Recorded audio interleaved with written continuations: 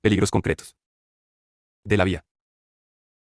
La circulación no siempre se desarrolla en condiciones óptimas, las carreteras tienen curvas, el asfalto no está en buenas condiciones, la visibilidad no es la mejor, etc. Conductor debe estar preparado para afrontar estas situaciones potencialmente peligrosas con éxito, para lo que debe adaptar el tipo de conducción a la vía y prever cualquier circunstancia que pueda suponer un riesgo. Lo principal es mantener siempre el control del vehículo y evitar cualquier situación que pueda suponer un peligro. Las curvas. Las curvas son tramos peligro 0S porque el vehículo se ve sometido a la fuerza centrífuga que actúa desplazándolo hacia el exterior de la curva y es la responsable, en la mayoría de los casos, de que se salga de la calzada. En las curvas, el vehículo que entra a demasiada velocidad tiende a seguir recto, como si no hubiera curva, debido a la fuerza centrífuga. En una curva a la izquierda el vehículo se saldrá directamente por la derecha. En una curva a la derecha, el vehículo invadirá el carril izquierdo y puede terminar saliéndose por la izquierda. La fuerza centrífuga, y con ella el peligro de que el vehículo se salga de la calzada, es mayor. Cuanto mayor sea la velocidad, es directamente proporcional al cuadrado de la velocidad. Cuanto más cerrada sea la curva, es inversamente proporcional al radio de la curva. Cuanto mayor sea la masa del vehículo cargado, es directamente proporcional a la masa. 210. Nivel de peligrosidad de una curva lo indica el número de paneles direccionales superpuestos al inicio de la curva. Ver unidad 8, artículo 3.2.2.3. Para tomar una curva adecuadamente, es necesario, antes de entrar en la curva, adecuar la velocidad del vehículo cambiando, si es necesario, a una marcha más corta, si es necesario frenar, hacerlo. Antes de entrar en la curva, de lo contrario el vehículo puede derrapar, ceñirse lo máximo posible al borde derecho de la calzada. Durante el desarrollo de la curva, girar el volante con suavidad, sin cruzar las manos, desde el principio de la curva, evitar movimientos de volante, aceleraciones y frenazos bruscos. Si por cualquier causa es necesario frenar en la curva habrá que hacerlo suavemente, evitando así un posible derrape del vehículo, acelerar suave y progresivamente. Desde el inicio de la curva para recuperar motricidad y ayudar al vehículo a trazar la misma. Al salir de la curva, girar con suavidad el volante para enderezar la dirección, aumentar progresivamente la velocidad, adaptándola al nuevo trazado de la vía. Hay que tener especial cuidado en las curvas de visibilidad reducida y adecuar la velocidad para poder detener el vehículo dentro del campo de visión, ya que a la salida de la curva es posible encontrar ciclistas, animales en la calzada, vehículos, detenidos o que sí hay culan despacio u otros obstáculos. La misma precaución hay que adoptar en los cambios de rasantes sin visibilidad. 2.1 Derrape. El derrape se produce sobre todo en curvas, debido a que las fuerzas que actúan sobre el vehículo producen la pérdida de adherencia del neumático al pavimento, provocando desplazamientos laterales o patinazos difíciles de controlar. Las causas que pueden producir o favorecer un derrape son circular a velocidad inadecuada, realizar un giro brusco del volante, hacer uso brusco del SRS frenos, soltar de repente el acelerador circulando a gran velocidad, mal estado de los neumáticos SO de los amortiguadores, llevar la carga mal distribuida. Para corregir un derrape, si el vehículo es de tracción y el eje que derrapa es el trasero, no frenar, girar el volante hacia donde derrapan las ruedas traseras y acelerar suavemente hasta recuperar la trayectoria correcta. Si el vehículo es de propulsión y el eje que derrapa es el trasero, no frenar, dejar de acelerar suavemente y girar las ruedas hacia el lado al que se desplaza la parte trasera del coche. Si el eje que derrapa es el delantero, dejar de acelerar y enderezar la dirección, si fuera posible, hasta notar que el tren delantero deja de derrapar. Hay que recordar que, una vez iniciado el derrape, es muy difícil corregirlo con éxito, sobre todo en condiciones de reducida adherencia, ya que el vehículo se deslizará con facilidad y no reaccionará de la misma manera que cuando el asfalto está seco. Por ello, lo mejor es adecuar la conducción a las circunstancias para evitar que se produzca tramos en obras. Las obras en la carretera interfieren en el desarrollo normal de la circulación y por ello representan un peligro. Además, en esta zona la calzada puede estar sucia debido a gravilla, barro o cualquier otro elemento que, al interponerse entre el pavimento y el neumático, hace que la adherencia disminuya, lo que provoca un aumento de la distancia de frenado. Al circular por un tramo de vía en obras, conductor debe prestar especial atención a la señalización circunstancial. Circular por el lugar indicado o señalado al efecto. Pasar siguiendo al vehículo que le precede. No adelantar si la anchura del paso habilitado no permite hacerlo holgadamente o lo prohíben las correspondientes señales. Seguir obligatoriamente las indicaciones del personal de obras destinado a la regulación del paso de vehículos. Respetar las normas de prioridad de paso si la obra ha ocasionado un estrechamiento de la calzada. Ver. Unidad 12, artículo 5. L3455 EPX. Los vehículos prioritarios que circulen en servicio urgente, ver unidad 12, artículo 4.1, podrán pasar por el trozo de vía en reparación siempre que al hacerlo no generen peligro ni ocasionen daño a la obra. S. Un vehículo se acerca a una obra de reparación de la vía y encuentra otro en el mismo sentido esperando para pasar, se colocará detrás de él, arrimándose todo lo posible al borde de la derecha. 3.1 Señalización de las obras. Las obras en una vía que puedan representar un peligro para la circulación al modificar su normal desarrollo deben estar señalizadas y balizadas con el fin de conseguir una mayor seguridad para los usuarios de la vía y para los trabajadores de la obra. Se han de señalizar tanto de día como de noche, debiendo estar balizadas luminosamente durante las horas nocturnas, o cuando las condiciones meteorológicas o ambientales sean adversas. Esta señalización tiene por objeto informar al usuario de la presencia de las obras, ordenar la circulación en la zona, modificar el comportamiento del usuario adaptándolo a las circunstancias específicas de la obra. En las obras se emplean señales verticales, determinadas. Señales de peligro y reglamentación, cuando estén situadas en una zona de obras, tendrán el fondo a mar. Al igual que todas las señales de carriles y de orientación. Marcas viales, serán de color amarillo. Señales específicas de obra, solo existen en obras. 40. El significado de estas señales será el mismo que el de las equivalentes que se utilizan cuando no hay obras. Personal de obras puede hacer indicaciones mediante bandera roja, indica la presencia de una cola de vehículos generada por la obra. Paleta manual o disco luminoso. Stop, indica detención obligatoria. Paleta manual o disco luminoso de paso obligatorio, indica paso permitido. Stop.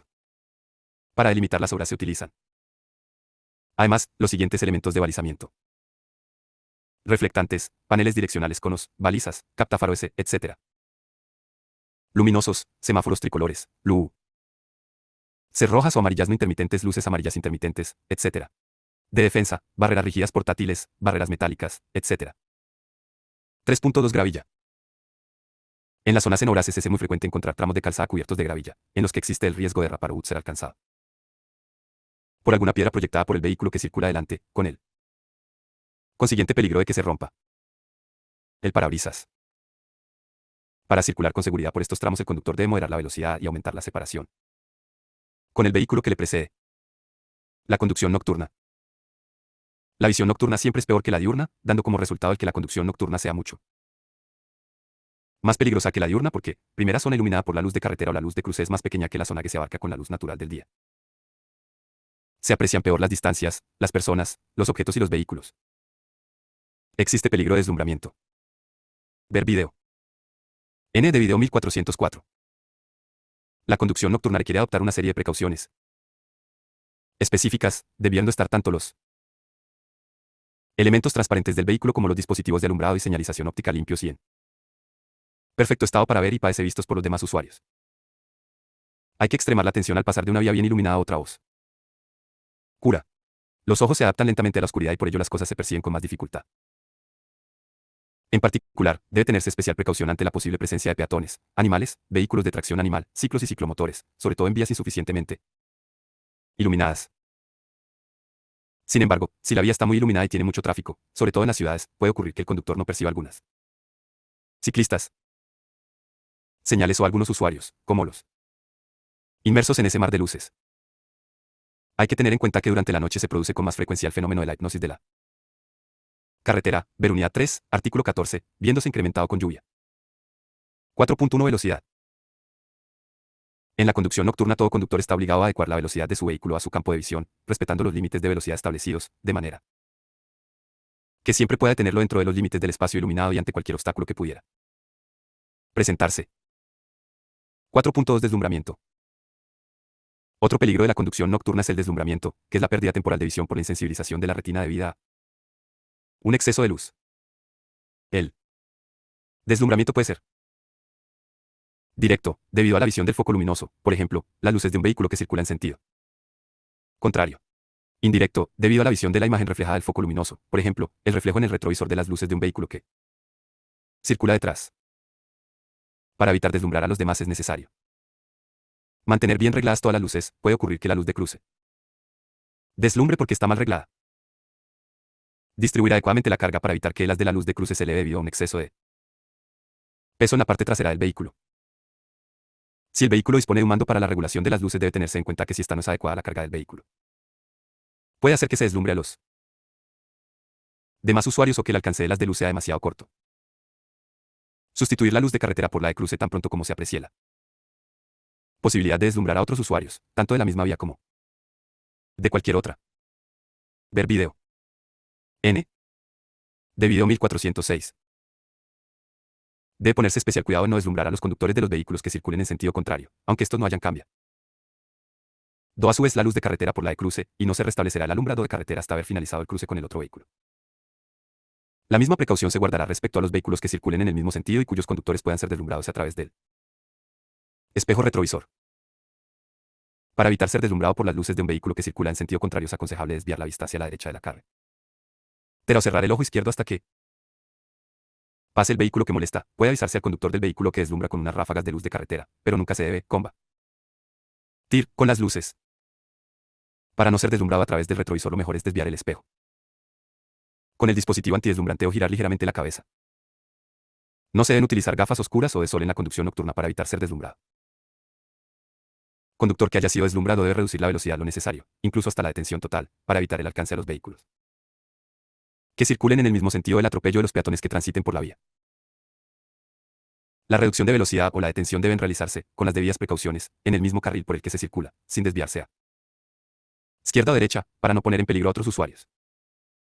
Hay que tener cuidado si hay animales en la calzada. Al ser deslumbrados se quedarán quietos en lugar de huir, con lo que existe peligro de atropellarlos. 4.3 Adelantamientos. Conductor que adelanta debe cambiar las luces de largo alcance por las de cruce tan pronto como aprecie la posibilidad de deslumbrar al conductor del vehículo que va adelante a través de los espejos retrovisores.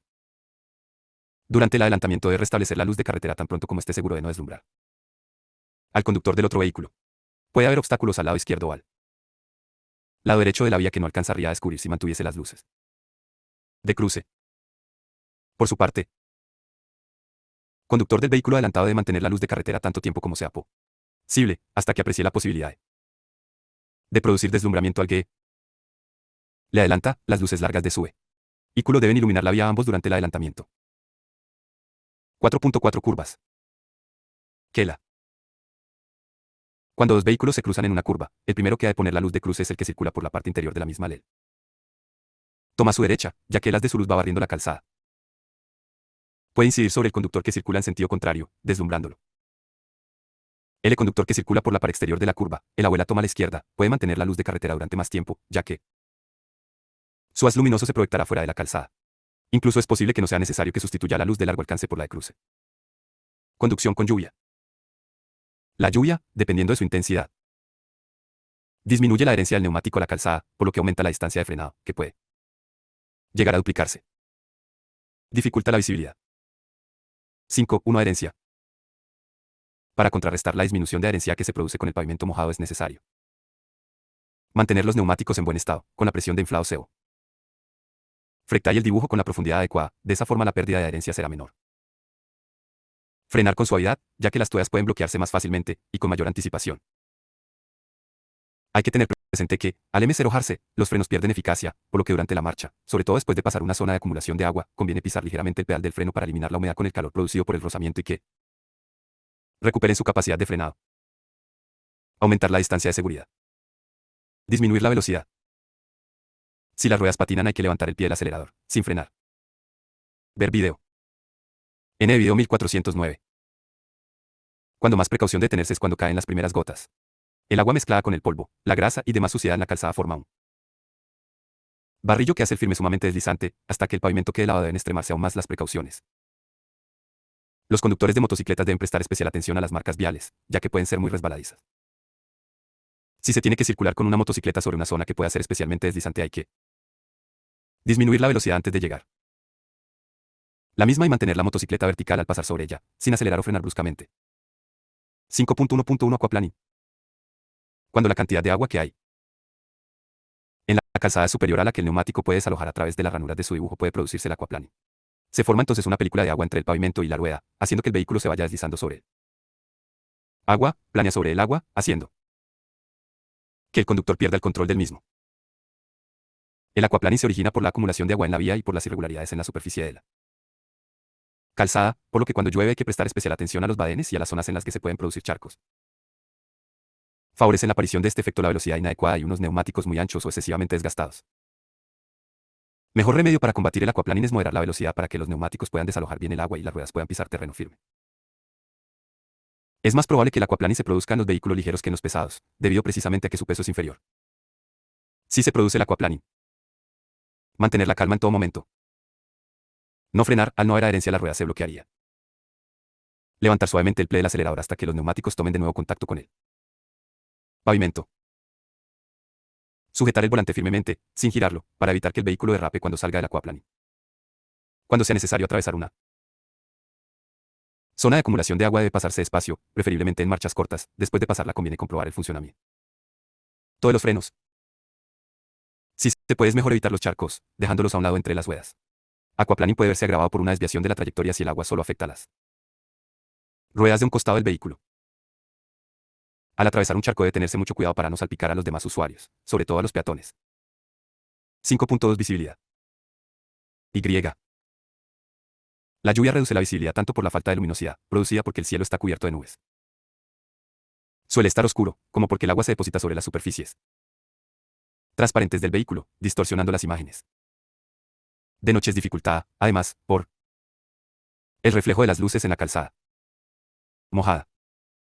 Para mejorar la visibilidad es necesario encender las luces de cruceo o las antiniebla delanteras y, en su casero, las antiniebla traseras, ver unidad 7, artículos 10.2 y 11.2. Usar el limpiaparabrisas si hace falta, también el lavaparabrisas. Poner la aireación y la luneta térmica para eliminar el vaho que se forma en el interior de los cristales. Si fuera preciso, limpiarlos con un agamuzado. Un paño limpios. En caso de lluvia torrencial lo mejor es detenerse en un lugar seguro y mantener encendido el alumbrado. Posición, como mínimo. Cuando la calzada está mojada hay que tener especial precaución al cruzarse con otros vehículos, al adelantarse o al ser adelantados, sobre todo si se trata de vehículos voluminosos, ya que lo más probable es que proyecten cebolla.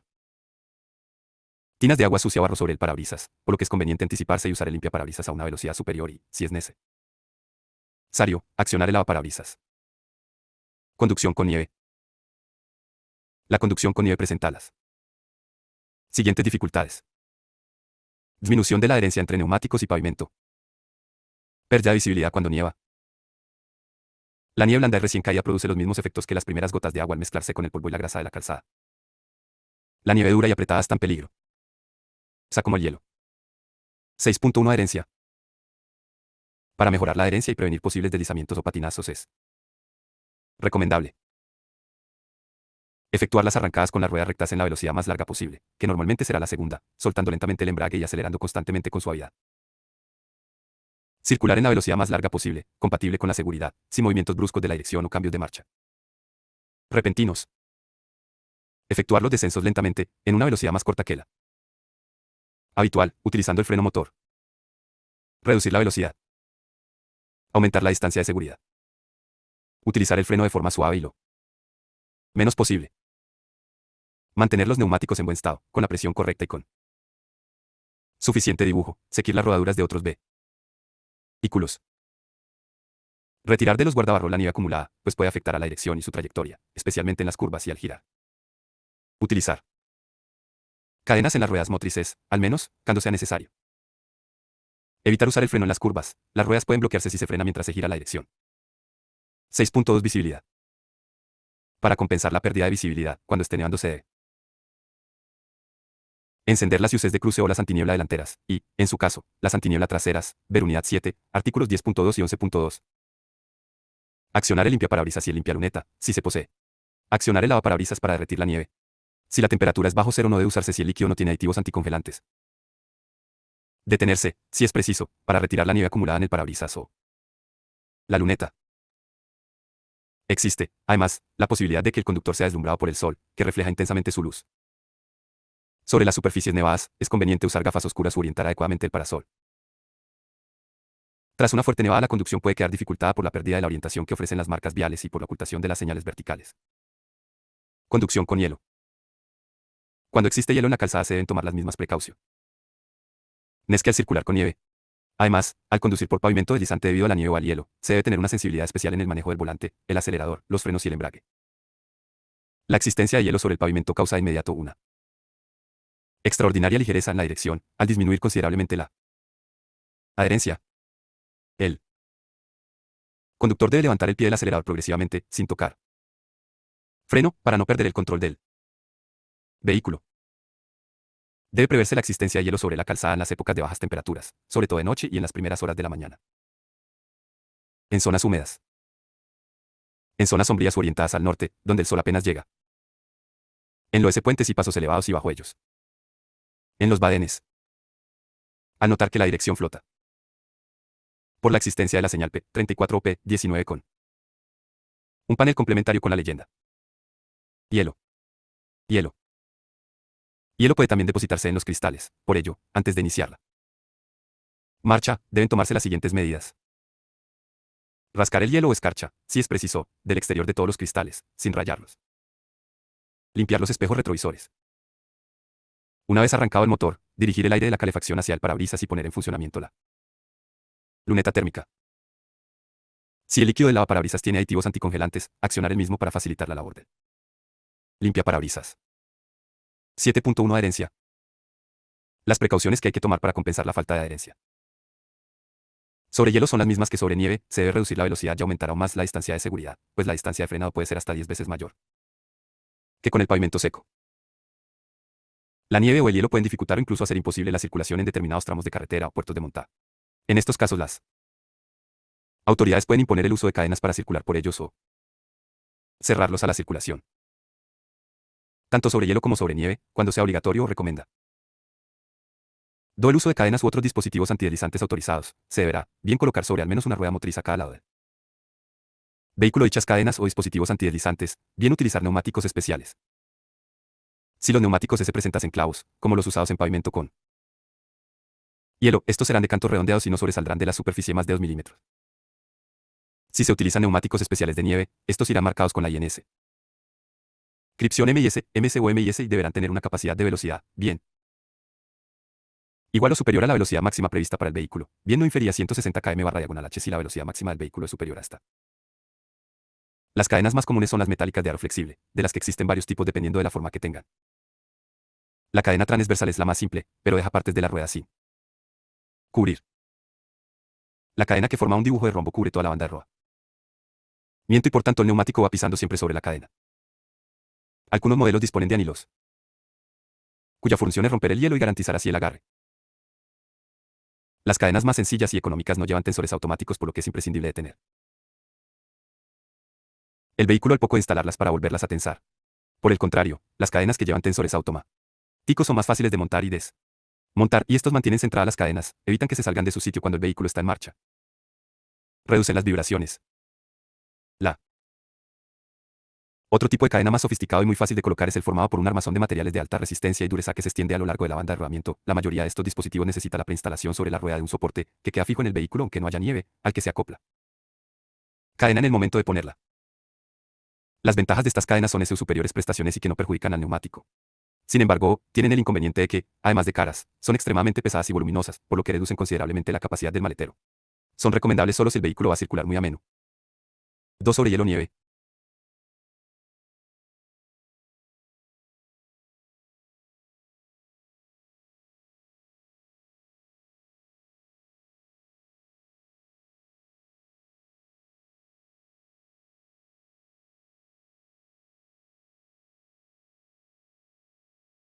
También existe la llamada cadena textil.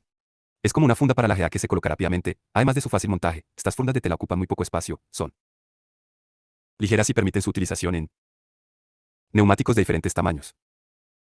Tienen los inconvenientes de su menor duración y de su fragilidad, ya que un enganchón o un frenacero sobre suelo seco pueden destruirlas. Por otra parte, hay un sistema alternativo, denominado cadena líquida, que no está permitido para circular en carretera abierta, pero sí servirá para resolver una situación específica, como la salida de un garaje, aparcamiento, etc. Son aerosoles que se pulverizan sobre la banda de rodamiento de los neumáticos. COSY solo proporcionan una adherencia pasajera, aunque pueden ser útiles en una situación de emergencia. La señal R412, cadenas para nieve, obliga a colocar cadenas para la nieve U. Otros dispositivos. Autori.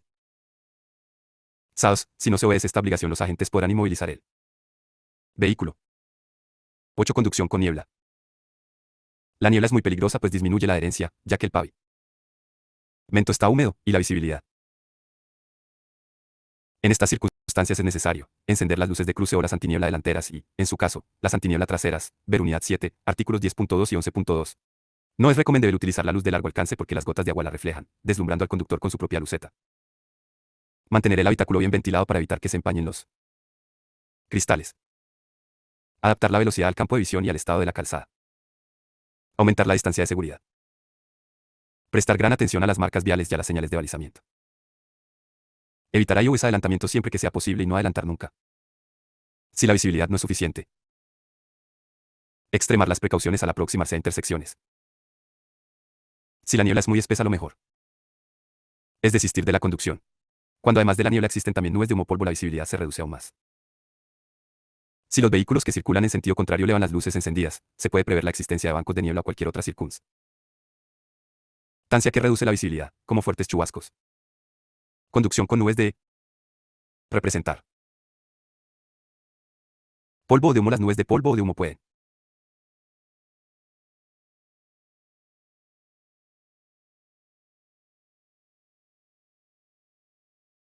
un gran peligro por la pérdida de visibilidad y por encontrarlas de forma inesperada y repentina cuando se circula con la confianza de tener visibilidad. Se deben tomar las mismas medidas de seguridad que en la conducción con niebla. 10. Conducción con viento lateral. Viento lateral puede ser muy peligroso para la conducción porque incide sobre la trayectoria normal del vehículo, pudiendo provocar vuelcos o salidas de la vía. Los vehículos de dos ruedas y los que arrastran un remolque son los más afectados. Peligro del viento lateral depende de la dirección y de la fuerza con la que sopla. De si es constante o solo sopla. Rachas. De la velocidad del vehículo. 219. De la superficie lateral del vehículo. A mayor superficie, mayor riesgo de vuelco o salida de la vía. Puede resultar especialmente peligroso en el cruce con otro vehículo. Al adelantar a un vehículo voluminoso, sobre todo en las fases inicial y final de la maniobra de adelantamiento.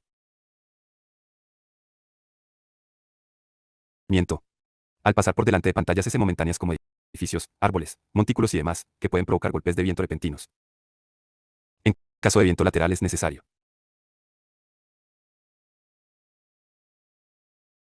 disminuir la velocidad. A mayor fuerza del viento, más corta debe ser la relación de marcha en que se circule. Mantener la trayectoria tirando del volante contra el viento, sujetándolo con firmeza, pero sin rigidez. Prever posibles desprendimientos de árboles, ramas, piedras, etc. En los días con mucho viento es recomendable mantener las ventanillas cerradas para que no entren obetos al habitáculo. Las zonas donde frecuentemente sopla viento fuerte en dirección transversal están señalizadas con la señal P29. Además puede haber una manga de tela u otro dispositivo similar que indica, cuando sopla el viento, la dirección y la fuerza del mismo. 11. El sol. Sol puede llegar a deslumbrar si sus rayos inciden directamente o después de reflejarse en superficies brillantes o húmedas, sobre los ojos del conductor. Para protegerse de esta intensa luminosidad y del deslumbramiento que provoca es conveniente mantener los cristales bien limpios. Orientar adecuadamente el parasol del vehículo. Utilizar gafas de sol, solo durante el día y nunca de noche o en túneles. En caso de deslumbramiento, el conductor que lo sufra debe reducir la velocidad sin abandonar el carril por el que circula, incluso hasta la detención total, para evitar alcanzar a los vehículos que circulan en el mismo sentido o atropellar a los peatones que transiten por la vía. Si se va a viajar hacia el este, conviene hacerlo por la tarde, a ser posible, y viajar por la mañana hacia el oeste, para dejar el sol a la espalda. Al circular con el sol a la espalda puede ser útil encender las luces aunque la visibilidad sea buena. Así el vehículo será más visible para los que circulan en sentido contrario, a pesar de tener el sol de cara. 12. Calor. Calor representa un riesgo para la seguridad de la conducción, de forma que una temperatura de 35 grados en el interior del vehículo puede constituir un peligro similar al de una alcoholemia. De 0,5 g/diagonal de sangre. Conduciendo con calor aumenta el tiempo de reacción, se cometen más errores, la fatiga, el sueño y las distracciones aparecen con mayor facilidad y pueden aumentar la hostilidad y agresividad hacia los otros conductores. Circulando en un día de calor, utilizar el aire acondicionado o el climatizador, de forma que la temperatura interior esté entre 20 y 23 grados. Hacer más descanso durante el trayecto, ya que la fatiga puede aparecer con facilidad. Beber agua o zumos con frecuencia. Prestar especial atención a la conducción después de las comidas, ya que el calor potencia la aparición del sueño. Utilizar ropas claras, ligeras y holgadas. En verano y a pleno sol, en el interior de un vehículo de color oscuro puede haber 10 grados más agua en el habitáculo de uno de color claro. Ver video. N de video 1413.